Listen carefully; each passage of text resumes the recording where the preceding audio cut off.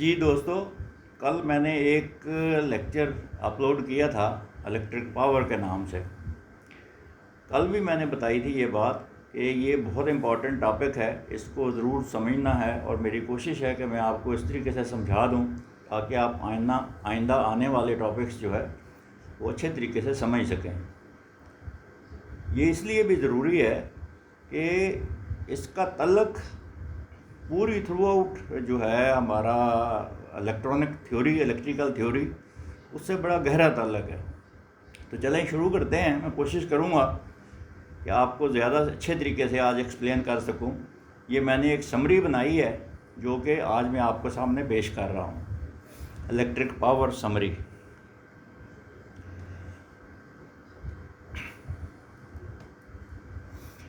पहली चीज़ थी फोर्स, यानी फोर्स प्रोड्यूसेस मोशन और tends to produce motion. Force जो है ये किसी भी चीज़ को मोशन देने की कोशिश करती है या मोशन दे देती है। मसलन बाद बात आप किसी बड़ा बॉक्स है, कोई उसको धक्का लगाएं तो वो मूव नहीं करता, हालांकि आप फोर्स लगा रहे हैं। इसी तरीके से कई चीज़ों को आप खींचने की कोशिश करते हैं, नो डाउट कि आप फोर्स लगा रहे होते हैं लेकिन वो आप नहीं खींच पाते। तो दोनों सूरतों में पुश हो या पुल हो, यानी अपनी तरफ खींचना हो या दूसरी तरफ धक्का लगाना हो, दोनों सूरतों में अगर उसने हरकत नहीं की चीज़ ने तो हम नहीं कहेंगे कि ये फोर्स आपने लगाई थी। फोर्स का मतलब है कि चीज़ हरकत भी करे। इसका एक मिसाल दूसरी है कि अब कोई चीज़ अगर हम गिराते हैं तो वो ज़मीन पे गिरती है। क्यों? कि ज़मीन में अपनी एक ग्रेविटेशनल फोर्स है जो उसको अपनी तरफ खींचती है। दूसरी मिसाल आपको दूँ, एक टेबल है जिसके ऊपर आपने एक बॉक्स रखा है तो वो ज़मीन पे नहीं गिरता। वो इसलिए नहीं गिरता कि जितना आपने उस पर फोर्स लगाई हुई है ज़मीन ने खींचने के लिए, इतना ही वो टेबल ने उसको ऊपर धकेलने के लिए फोर्स लगाई हुई है। ये दोनों फोर्सेस बैलेंस हो जाती हैं। अगर ये बैलेंस नहीं होगी, बॉक्स की जो है फोर्स ज़्यादा होगी तो वो मेज़ को तोड़ देगा और वो नीचे गिर जाएगा, और अगर टेबल की फोर्स ज़्यादा होगी तो वो उसको बैलेंस करने में कामयाब हो जाएगा और वो चीज़ टेबल के ऊपर पड़ी रहेगी। इसी तरीके से जो फोर्स इलेक्ट्रॉन्स को फ़्लो करने में मदद देती है, इलेक्ट्रॉन्स को फ़्लो करवाती है, इलेक्ट्रॉन्स फ़्लो का मतलब है करंट फ़्लो, तो जो करंट पैदा करती है, करंट फ़्लो करवाती है, उस फोर्स का नाम है इलेक्ट्रोमोटिव फोर्स, यानी EMF। दूसरी चीज़ जो थी वो था work. Work is defined as force acting through space, यानी एक स्पेस के थ्रू एक जो है वो फोर्स एक्ट करती है। इसकी मिसाल मैं आपको दूं कि चीज़ अगर मूव कर जाती है तो वर्क हुआ है, काम हुआ है, लेकिन अगर वो मूव नहीं करती तो there is no work done. Work का फार्मूला होगा फोर्स पाउंड्स में multiplied by distance covered in feet. तो ये फार्मूला जो है इसको हम वर्क निकाल लेंगे, लेकिन ये देख लीजिए कि फोर्स इसमें है और डिस्टेंस है। अब ये डिस्टेंस कितनी देर में उसने तय किया है ये इसके अंदर मौजूद नहीं है, यानी टाइम का फैक्टर इसमें मौजूद नहीं है, ये याद रहे। इसी तरीके से इलेक्ट्रिकल फोर्स जो है वो है voltage multiplied by Coulomb's. Electrical work जो है इसकी यूनिट जो है वो है जूल। तो अगर हम वोल्टेज को कूलम्स जो कि चार्ज है उसको अगर मल्टीप्लाई करें तो जूल्स में ये इलेक्ट्रिकल वर्क आ जाएगा। There is no time consideration in which work is done. यही मैं बात कर रहा था कि इसमें कोई टाइम फैक्टर नहीं है। किसी भी वक्त जो भी काम हुआ है वो हुआ है, वो एक दिन में हुआ है, आधे दिन में हुआ है, 1 घंटे में हुआ है, ये इसमें शामिल नहीं है, उसको कंसीडर नहीं किया गया। लेकिन अगर आप इलेक्ट्रिकल पावर की बात करेंगे तो उसमें फिर टाइम मस्ट है, उसमें टाइम कंसीडर करना पड़ेगा। यही इसमें फ़र्क है कि अगर टाइम नहीं कंसीडर किया जाता तो ये इलेक्ट्रिकल वर्क है, और अगर टाइम कंसिडर किया जाता है तो फिर ये पावर है। एक कूलम चार्ज जो है वो 6.3 इंटू 10⁸ इलेक्ट्रॉन्स के पर मुश्तमिल है। और ये चार्ज मूवमेंट जो है वो अगर चार्ज फ्लो हो गया है, ये चार्ज को वोल्टेज जो है वो फ्लो करवाने में कामयाब हो गए, तो ये वर्क है, वर्क हुआ है। और इसी लेकिन अगर इसमें टाइम नहीं है तो हम इसको पावर नहीं कह सकेंगे। ये वर्क तो है लेकिन पावर नहीं है।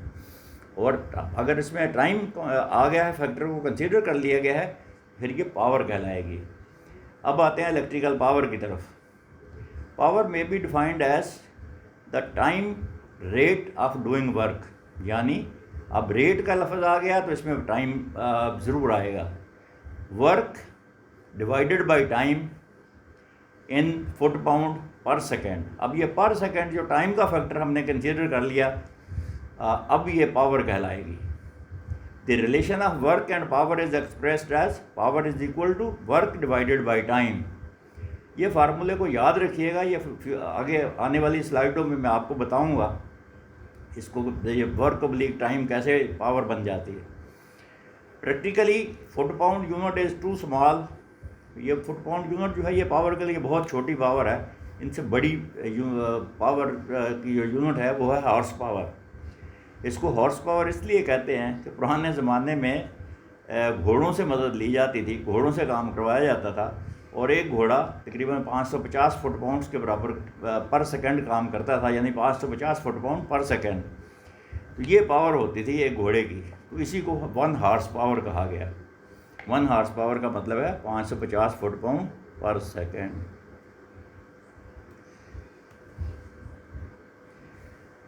इलेक्ट्रिकल सिस्टम्स में जो है पावर जो है ये वाट्स में मेजर की जाती है। Watt, WATT। Power is equal to work oblique time, ये हम पीछे देख के आए हैं। इक्वल टू ये होगा work volts into Coulomb's divided by time, ये भी हम पढ़ के आए हैं। आपको याद है पिछले मैंने स्लाइड में एक दफ़ा बताया था, ये दोनों फार्मूले हम पढ़ के आए हैं। Power is equal to work oblique time या volts into coulomb divided by time, तो ये वाट्स में पावर आएगी। कूलम्स ऑब्लिक टाइम या coulombs divided by time is the rate of current flow, ये आपको पता है, ये हम पहले भी पढ़ चुके हैं, और ये एम्पियर्स में होता है। तो कूलम्स डिवाइडेड बाय टाइम ये जो है एम्पियर्स में जब निकलता है तो इसको हम करंट कहते हैं। अब इसी फार्मूले में अगर हम कूलम डिवाइडेड बाय टाइम को आई से बदल दें, क्योंकि आई करंट है और कूलम डिवाइडेड बाय टाइम को करंट कहते हैं, तो इसको मैं अगर आई से बदल दूं तो पावर हो जाएगी बराबर वोल्ट्स इनटू करंट, यानी P is equal to V into I, V for voltage, P for power, I for current. तो P is equal to V into I. ये फार्मूला याद रखिएगा, इसको हम फ्यूचर में बहुत इस्तेमाल करेंगे। उसके बाद एक क्लैरिफिकेशन के 746 वाट का 1 हॉर्स पावर होता है। ये मतलब जो है एक इंटरनेशनल स्टैंडर्ड है कि 766 वाट बराबर है 1 हॉर्स पावर के। ये एक सर्किट है, एक डीसी जनरेटर है, उसके साथ एक मोटर चलाई गई है। इसके सीरीज़ में एक एम्पियर मीटर लगाया गया है और मोटर के पैरेलल में एक वोल्ट मीटर लगाया हुआ है। वोल्ट मीटर 120 वोल्ट पढ़ रहा है, एम्पियर मीटर 8 एम्पियर पढ़ रहा है। तो अगर इसकी मैं पावर निकालूं, P is equal to V into I, आप स्क्रीन पे देखिए, तो P is equal to V है 120, I है 8, तो 120 बाई 8 ये हो गया 960 वाट। इसका मतलब ये हुआ कि ये जो है मोटर ये 960 वाट की है, लेकिन जो पावर ये अपने शाफ्ट पे सप्लाई कर रही है, ये सप्लाई कर रही है 1 हॉर्स पावर। 1 हॉर्स पावर यानी 746 वाट। तो इसका मतलब ये हुआ कि 960 वाट की ये मोटर तो है, लेकिन इसमें जो यूजेबल पावर इसने दी है वो दी है 746 वाट। तो इसका मतलब ये हुआ कि 960 डिवाइड कर लें 746 से, तो ये 1.28 हॉर्स पावर की मोटर है। अगर मैं हॉर्स पावर में कन्वर्ट करूँ तो ये 1.28 हॉर्स पावर की मोटर है। इसके बाद है एफिशिएंसी। एफिशिएंसी पहले मैं आपको बता दूं, किसी भी चीज़ की, किसी भी मशीन की एफिशिएंसी जो है वो ये बताती है कि ये कितनी अच्छी मशीन है, कितना लॉस फ्री मशीन है। इसी पीछे जो मैं सर्किट दिखाया था उसमें मोटर थी 960 वाट की, और वो जो आउटपुट पावर उसने शाफ्ट पे दी थी किसी और चीज़ को चलाने के लिए, वो थी 1 हॉर्स पावर, यानी 746 वाट। तो एफिशिएंसी होगी, और एफिशिएंसी का फार्मूला है output divided by input multiplied by 100। ये हमेशा परसेंटेज में होती है। तो ये इसी जो हमने केस अभी पढ़ा है उसी को मैं अगर एफिशिएंसी निकालूँ, 746 आप स्क्रीन पे देख रहे होंगे, 746 डिवाइडेड बाई 960 इंटू 100, तो ये आ गया 77.7%। यानी ये मोटर 77.7% एफिशिएंट है। ये अब उम्मीद है इससे काफ़ी क्लैरिफाई हो गया होगा। इसी तरीके से मोटर की अगर हम डेफिनेशन करें कि मोटर क्या चीज़ है, a machine which converts electrical energy into mechanical energy. ऐसी मशीन जो इलेक्ट्रिकल एनर्जी को मैकेनिकल एनर्जी में कन्वर्ट कर दे उसको मोटर कहते हैं। आपको पता है कि ये इलेक्ट्रिक से चलती है, वोल्टेज हम देते हैं, मोटर चलती है, और इसकी शाफ्ट जो है वो घुमा देती है, और शाफ्ट से हम डिफरेंट चीज़ें फिर चलाते हैं। ये एक मोटर है, आप देखें ये वही मिसाल आगे चल रही है। 960 वाट इनपुट हम दे रहे हैं इसको, मोटर चल रही है, लेकिन 1 हॉर्स पावर शाफ्ट पे दे रही है। इसका मतलब ये हुआ कि 960 वाट इसने कंज्यूम किए और 746 वाट इसने आउटपुट दी।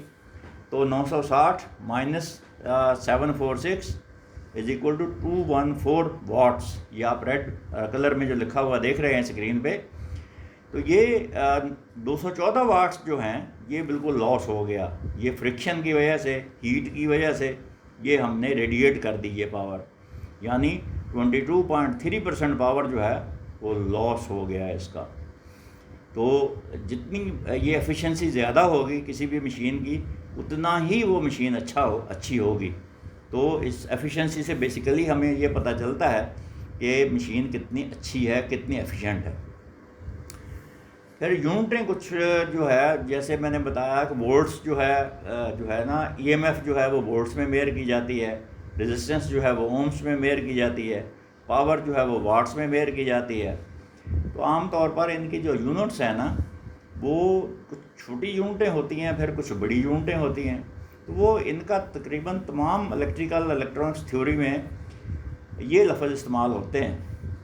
मेगा, जिसका मतलब है 10⁻⁶, फिर किलो यानी 10⁻3। ये ऊपर की तरफ पॉजिटिव की तरफ। नेगेटिव की तरफ छोटी जो यूनिटें हैं वो है मिली, 1/1000 या 10⁻⁻3, और फिर माइक्रो 10⁻⁻6 या 1/1000। तो ये आमतौर पर ये सारे सर्किट्स में इस्तेमाल होती रहेंगी। जैसे अगर वोल्ट्स को मैं कहूँ तो ये मेगा वोल्ट्स भी हो सकते हैं, किलो वोल्ट्स भी हो सकते हैं, मिली वोल्ट्स भी हो सकते हैं, माइक्रो वोल्ट्स भी हो सकते हैं। इसी तरीके से ओम्स जो है ये मेगा ओम्स भी हो सकते हैं, किलो ओम्स भी हो सकते हैं। इसी तरीके से वाटेज जो है, वाट्स पावर जो है, ये मेगा वाट भी हो सकती है, किलो वाट भी हो सकती है। ये आप सुनते रहते होंगे ये लफ्ज़। तो ये थी आज की समरी, जहाँ पे मैंने आपको कोशिश किया कि मैंने इसको समराइज़ कर दूँ। मुझे उम्मीद है आप लोगों ने इसको अच्छे तरीके से समझा होगा। फिर भी अगर आपका कोई सवाल हो तो कमेंट्स में ज़रूर लिखें मुझे, मैं आपको क्लैरिफाई करने की कोशिश करूँगा। लेकिन ये बहुत इंपॉर्टेंट टॉपिक है, इसको ज़रूर समझ के आगे चलना है। हम लोगों ने इन लेक्चर्स का जो सिलसिला शुरू किया है, आप लोगों का बहुत अच्छा रिस्पांस है। बराए मेहरबानी इस चैनल को सब्सक्राइब कर लें, ताकि आने वाले लेक्चर्स जो है उसका नोटिफिकेशन आप तक पहुंच सके। इसको लाइक भी कीजिए और शेयर भी कीजिए। Thank you.